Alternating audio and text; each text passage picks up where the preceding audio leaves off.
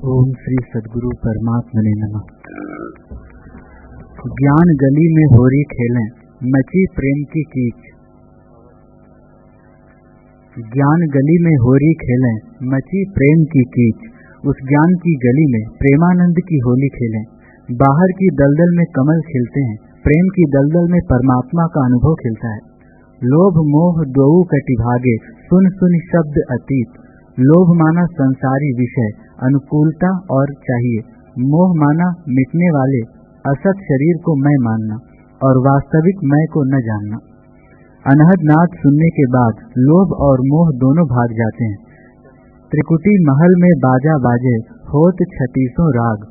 दृष्टा दर्शन दृश्य, ज्ञाता ज्ञान और गेय। वस्तु गेय है, यह जानना ज्ञान है और इसको जानने वाला ज्ञाता है। यह त्रिकुटी है। इस त्रिकुटी महल में बाजा बाजे, श्वास अंदर जाए तो सो, बाहर आए तो हम। सूरत सखी जहाँ देख तमाशा, सतगुर खेलें फाग।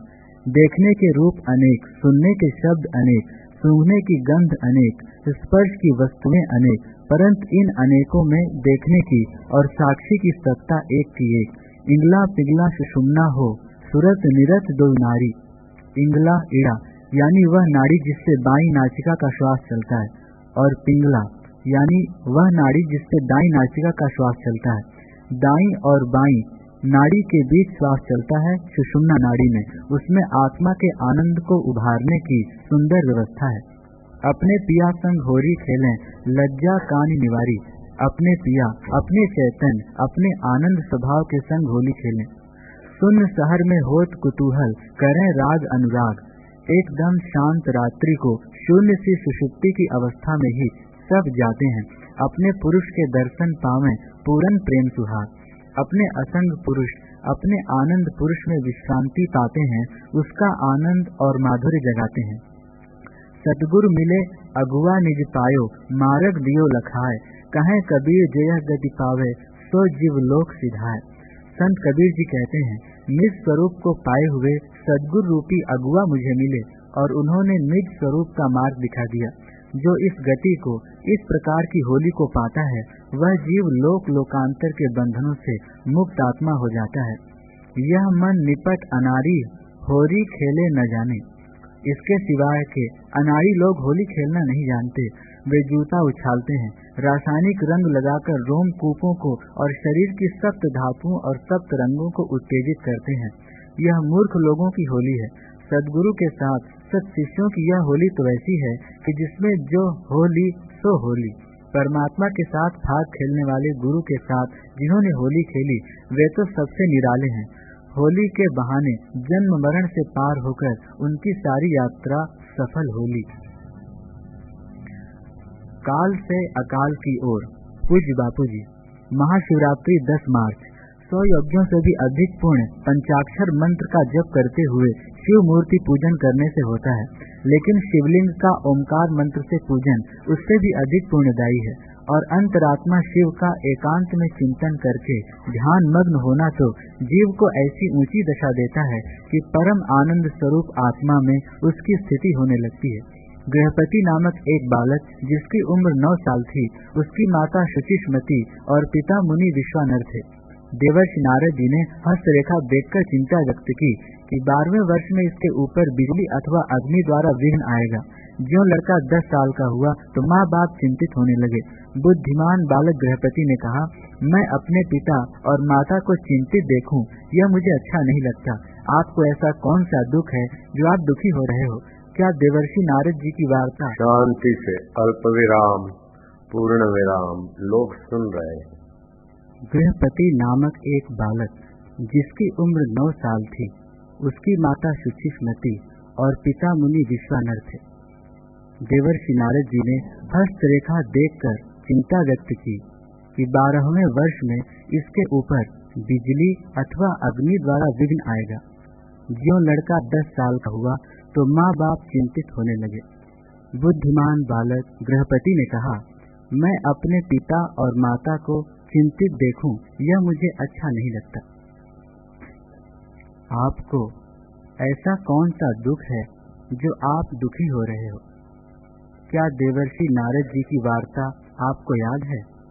लेकिन हे सर्व तीर्थमयी माता, तुम्हारी चरण रज और हे सर्व देवमय पिताश्री, आपका आशीर्वाद मेरे साथ है, तो मृत्यु मेरा क्या बिगाड़ेगी।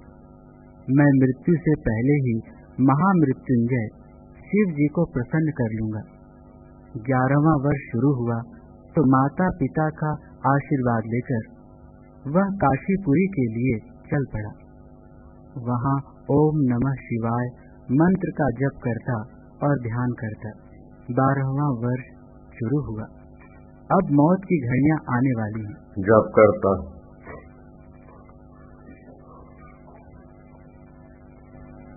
अब लिखो वैखरी मध्यमा पश्यन्ति, फिर परा में पहुंचा हुआ जप।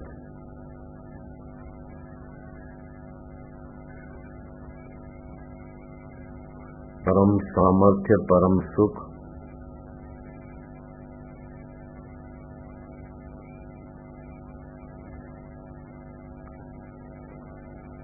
और सत्य संकल्प सामर्थ्य, परम सामर्थ्य परम सुख,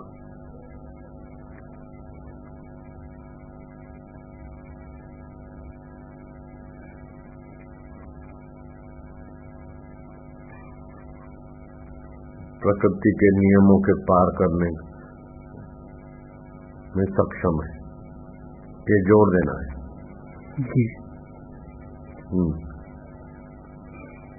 खाली ओम नमः शिवाय चिल्लाने से नहीं होता। खाली ये मंत्र जोर से चिल्लाने से काम नहीं होता। वैखरी का मंत्र पश्यन्ति में पश्यन्ति, वैखरी का जप मध्यमा में, मध्यमा का जप पश्यन्ति में और पश्यन्ति से परा में पहुंचने से।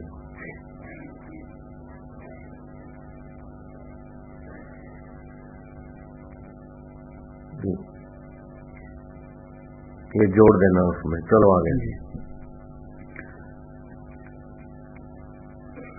वहाँ ओम नमः शिवाय मंत्र का जप करता और ध्यान करता। ये जोड़ो।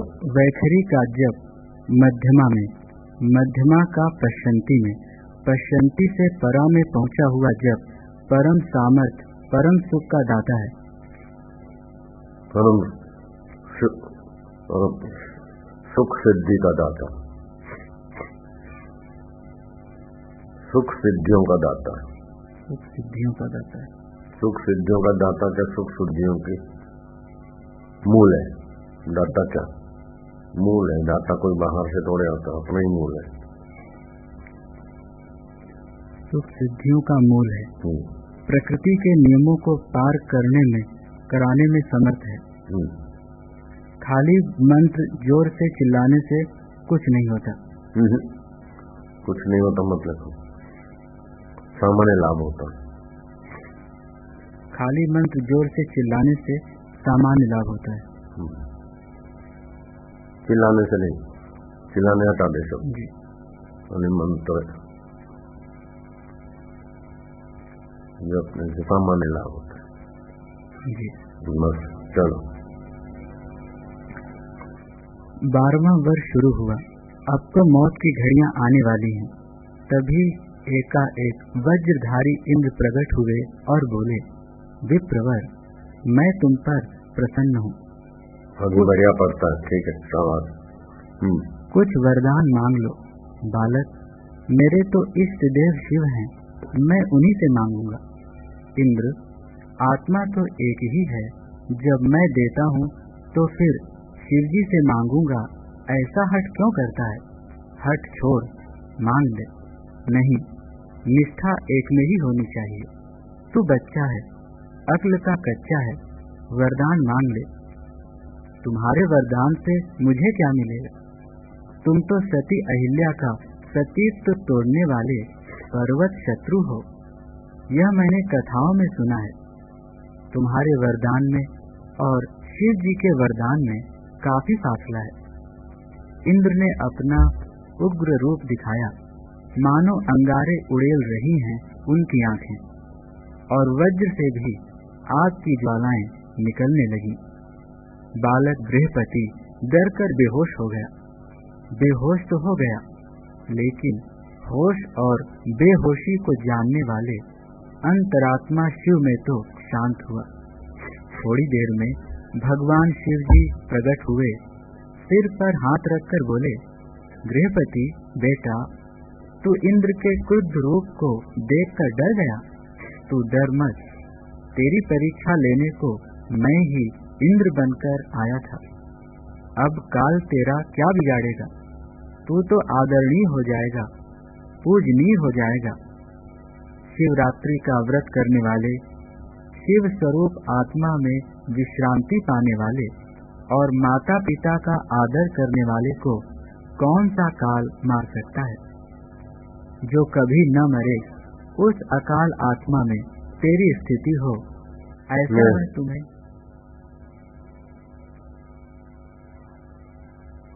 माता पिता गुरु का आदर करके तो जब के माता पिता गुरु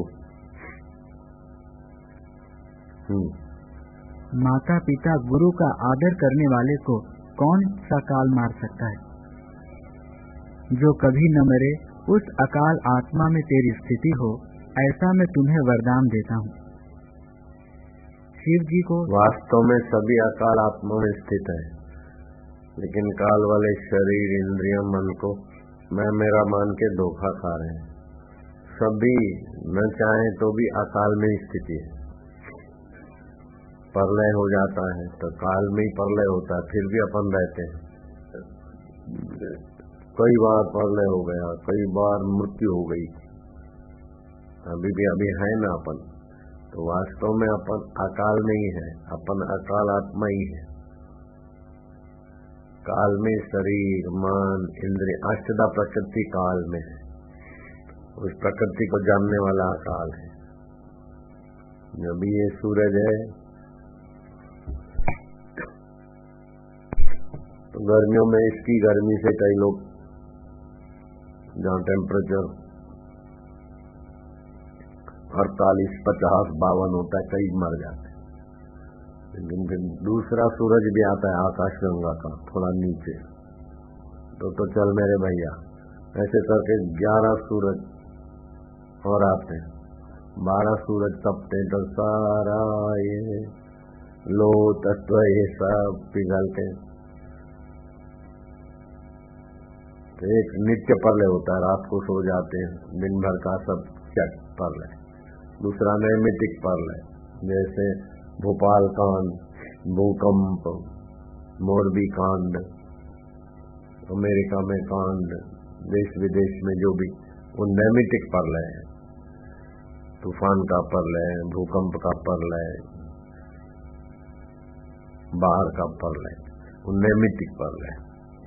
तीसरा होता है आत्यंतिक प्रलय, 12 सूरज तपते हैं, सब चल मेरे भैया। और चौथा होता है महाप्रलय, मां ब्रह्मा, विष्णु, शिव, ये लोकांतर भी चट हो जाते हैं, कुछ नहीं रहता।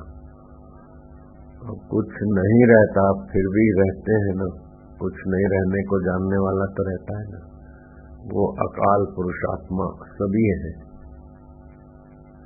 सब हट जाए तो आकाश तो रहता है ना, लेकिन ये महाप्रलय में आकाश भी नहीं, आज भूत भी चट हो जाए फिर भी चिदाकाश रहता है। वो चिदाकाश की सत्ता से अभी अपन बोलते, देखते, सुनते। ये तो सारे यंत्र हैं, आंख, कान, नाक, शरीर सब साधन है। जैसे खंबे और लाइट और मशीनें यंत्र है। पावर हाउस से जो बिजली पसार होती है वही सबकी जान है। उसी के लिए खंबे गड़े, उसी के लिए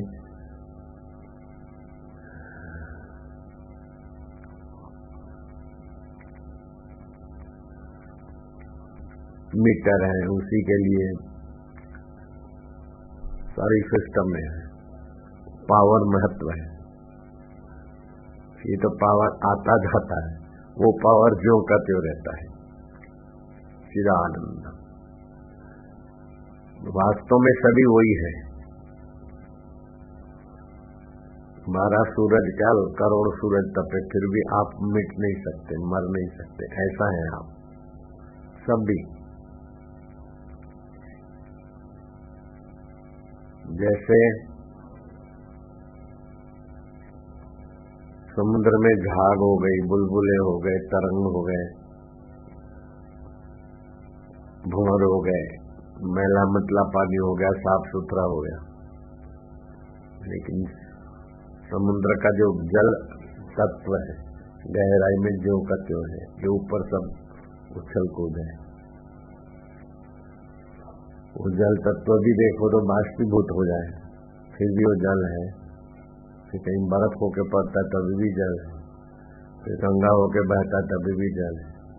तो समुद्र से उठता है, हिमालय का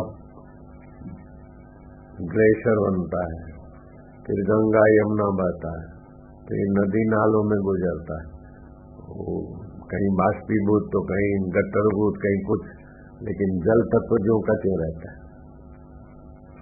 ऐसे ही उसको तो आने जाने की जगह है, लेकिन चिदघन जो आत्मा है अपना आपा, वो विभु व्यापक है, चिदघन है, उसमें कोई प्रवेश नहीं होता। जैसे लोहा है ना, लोहा में कुछ प्रवेश नहीं होता, फिर भी होता है। लोहे में आकाश प्रविष्ट है, अगर प्रविष्ट नहीं होता तो आग में लोहा डालने से अग्निमय कैसे होता है। तो लोहा में भी प्रवेश की जगह है, उस अपने आत्मा में कोई प्रवेश की जगह नहीं है, ऐसा अपना आप है। वो सब में अनुचित है, उसमें कोई नहीं अनुचित होता है। जैसे आकाश सब में घुसा हुआ है और सब आकाश में है। हमारे कान में भी आकाश है, लेकिन पूरा शरीर आकाश में है। आंख भी आकाश में है, और आंख के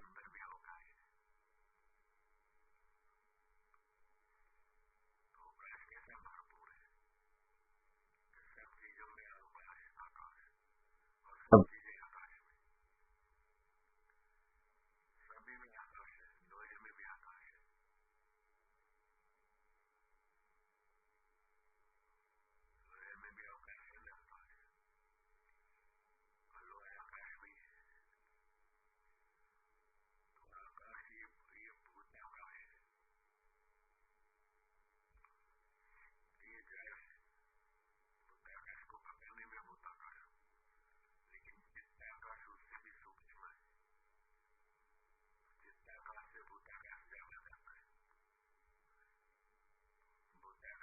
चित्ताकाश का पता नहीं, चित्ताकाश के चित्ताकाश भूताकाश का ज्ञान रखता है।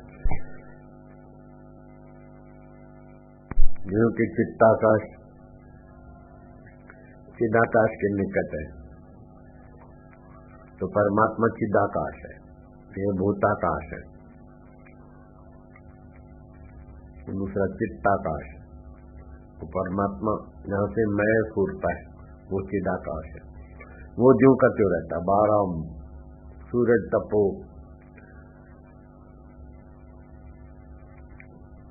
महाप्रलय हो, स्वर्ग वर्ग सब चट हो जाए, तब भी ज्यों का त्यों रहते।